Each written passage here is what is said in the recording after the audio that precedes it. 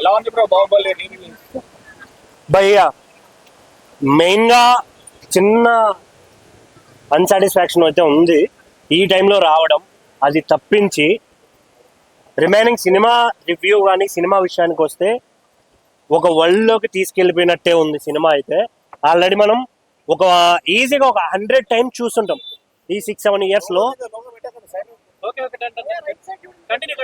కొంచెం ఒక 100 టైమ్స్ మనం సినిమా చూసేసి ఉంటాం ఆల్రెడీ. కానీ మళ్ళీ వచ్చి 4 అవర్స్ థియేటర్లో కూర్చుంటున్నామంటే ఆయన కెపాసిటీ ఏంటి, ఆయన సినిమా విజన్ ఏంటి అనేది అందరికి అర్థమవుతుంది. సినిమాలో చాలా ఎలిమెంట్స్ అంటే 1-2 విడివిడిగా మనం ఏదైతే చూసామో చాలా ఎలిమెంట్స్ మిస్ అయ్యాయి. కొన్ని సాంగ్స్ ట్రిమ్ అయ్యాయి, ఇంకొన్ని సీన్స్ కూడా ఎగిరిపోయాయి. కానీ ఏదైతే స్టార్టింగ్ నుంచి ఎండ్ వరకు ఎమోషన్ ఉంటుందో ప్రతి సీను అలాగే ఉంది, ఎక్కడ ఇంచు కూడా తగ్గలేదు అనే ఫీలింగ్ అయితే ఉంది నాకు.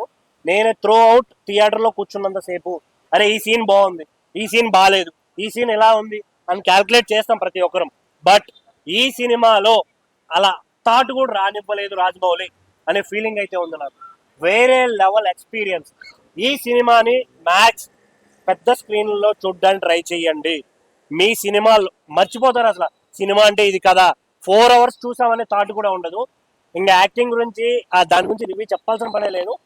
చాలా అంటే చాలా బాగుంది. ఆ ఎక్స్పీరియన్స్ అయితే వేరే లెవెల్. సో థియేటర్కి రండి, ఎంజాయ్ చేయండి. Thank you.